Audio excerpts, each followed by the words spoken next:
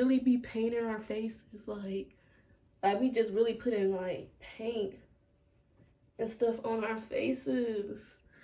Like, I honestly feel for dudes when it comes to makeup and stuff that alters, you know, your image in a drastic way.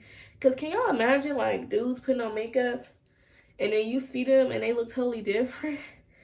That would suck. But, you know, they gave women a ticket to do this, so I'm not gonna stop.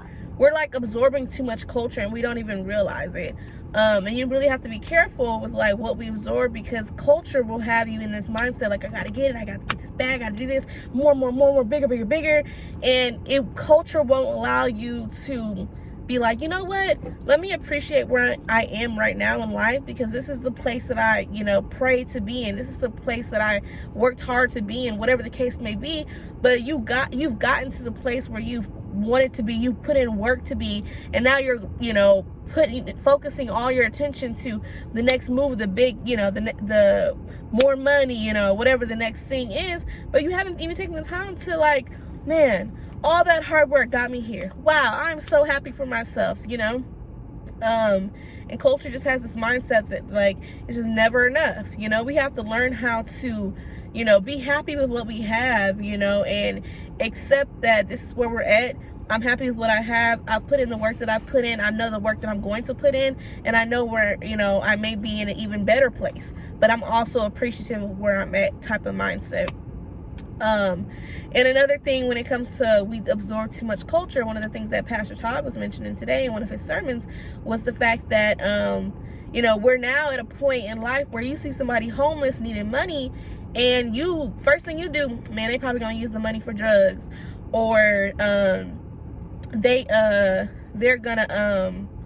probably going to go back and not even use the money for food, or they already got money, they don't need it, they're just hustling people out here. And you know, that might be the case, but that's what culture wants to like embed in our mind, you know what I'm saying? Like, not be a giving person. But what God says, what the Bible says, you know, we're supposed to be obedient to God. We're supposed to be able to show people Christ in us, you know what I'm saying? So we're supposed to give and not be thinking about what that person is going to do with their money, but give out the kindness of our heart, because that's what God did for us. He gave, you know what I'm saying? He forgave. He's given a lot, and we're supposed to do that exact same thing. And it's like, you know what, for a long time, sometimes I do be thinking like, okay, they look like they really need help, they look like this, I'll give them money. And I shouldn't even be thinking like that.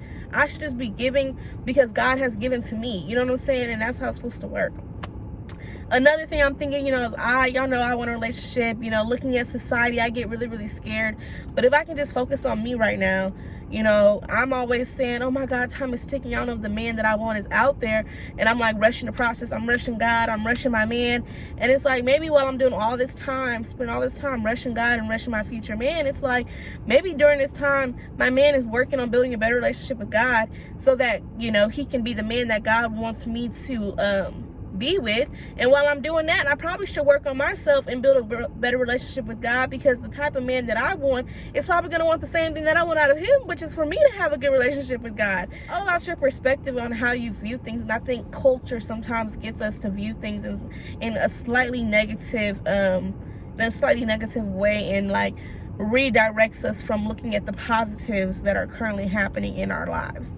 That's why these material things, it won't fulfill happiness. Nothing can fulfill happiness. You will always find another void. You may feel one void in your heart, but you'll find another void that you feel needs to be filled, and you'll still want more and more and more. It's like almost like an illusion where the world makes you think that if you get this, you'll be good. But then once you get this, you need this, that, and then once you get that, you're gonna need that thing over there. And once you get that thing over there, you're gonna need that thing on the other side. Once you get that thing on the other side, then it's just a constant battle. But yeah, do y'all tip when y'all go pick up food? Like when y'all go pick up food and use your own gas money, do y'all tip? Because you know they slide y'all that receipt and they had a little tip section. Like, do y'all be bold like, nope? Or do y'all be feeling like me, guilty, like you must tip? Because the only time I'm gonna tip is if the person has been super nice to me, or two, I'm just feeling generous. But I'm still confused on like, what are we tipping for when we drive and use our own gas money to go pick up the food? You gotta have an appointment to go somewhere. Places always be talking about must arrive 10 minutes early. The ones that say that be the main ones, 35 minutes late. Oh, we're backed up on appointments. Then I'm going to need you to take off. Oops, they're going too slow for me. I had to hung my horn. Because, y'all, when it comes to driving, some of these people need to go back to school. But, yeah. Yeah, be talking about 35 minutes late, but they want us to come 10 minutes early. Baby, I need people to start driving on the road like we got places to go, people to see, things to do, okay? Life is short. We just got through a pandemonium, okay? This is a ghetto parking spot. I am not finna park right here. I'm finna move my car. Come on. Come on. All right, bye, y'all. Bye. Bye. I probably got y'all dizzy. That's because you are not supposed to use your phone and drive. Do not be like me. Be better than me. Be better. Okay? Be better. Be better. I park so bad. I am not one of those. I am not one of those. I have to let these people know you know how to drive. All right, peace out.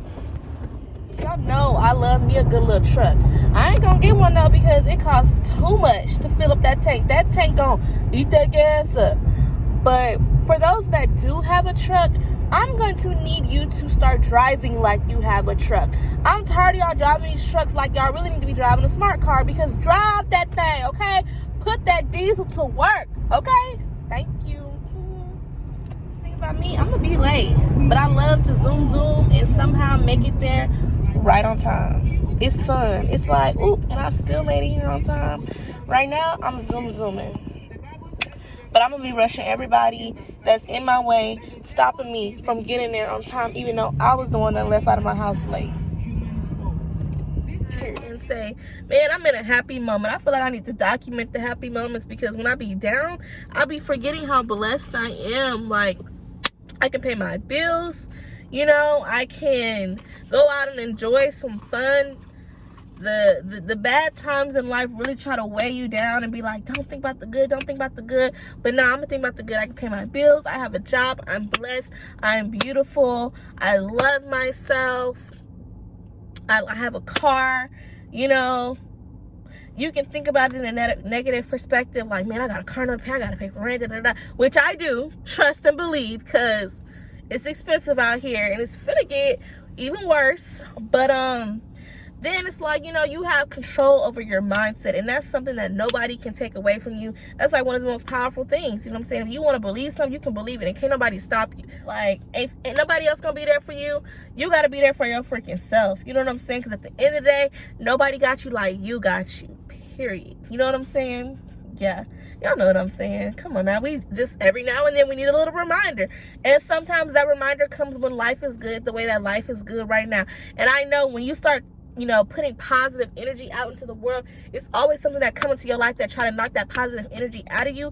But you got to be able to continue to be positive despite the negative, because you always have to remember that the positives in your life outweigh the negatives. No matter where you at in life, no matter where you've been in life, no matter where you plan to be and where you're not at just yet, the positives gonna always outweigh the negatives. Somebody can come to me right now and be like, nah, but Daia, I got da da da da da da da, and I'm gonna say, okay, but you got da da da da da da da positives in your life, so you can change the outlook on how you view your life. You know, find the things that make you smile, find the things that make you laugh, and incorporate that into your life just a little bit every single day. Like, you having a bad day, go watch your favorite episode of whoever, whatever comedian, you know what I'm saying? You having a bad day, go for a freaking drive and play your top favorite 5 songs. Whatever you got to do to get your spirits up, like, do that. Like, life is too short to be down about stuff that we ain't, half the time, don't even have no control over. Like, I be complaining about rent. I be complaining about stuff that, like, it take time to change, or I can't change. And there's no point in putting energy, out of all the things we can be putting energy into the world, we don't need to be putting energy into negative things. You know what I'm saying? Like, I could really put energy into complaining about rent, or I could be like, you know what, man, I'm glad I'm in a position where I could afford rent. And that could just change your whole outlook. Because I think when you start talking about negatives, which, like I said, I do this a lot, trust me, because I'm a complainer, and I 100% believe that this world that we live in is the trap house. It is ghetto, the way we got to pay for this stuff. But then again, I am blessed that I'm able to afford it. So if I can put positive energy out there, I think overall you'll be positive, you know, in other areas of your life, like health-wise, financially, like personality-wise, like everything else in your life will align positively. You put out negative energy, you always think about the negatives in life, your health gonna be negative, your financials gonna be negative, your relationships in your life gonna be negative. Like, you put negative energy out there and it's gonna subtract from you. You put positive energy out there and you're gonna add to your freaking life. You're gonna feel better. Point blank, period. You know what I'm saying? One piece that I always do to, and I shouldn't do this as much, but I'm always, you know, putting energy into worrying about how people perceive me. A lot of times I like to, you know, put on my YouTube videos, oh, this is why I was gonna say this, or this is why, and explain myself. But man, we gotta stop explaining ourselves to people, because ain't nobody gonna understand us like we understand ourselves. That's why you gotta be your own best friend, because you ain't gotta explain nothing to your best friend, your own self best friend, because you already that person. Like, we do so much explaining to the world. You can't change the way nobody perceives you. You can't change none of that.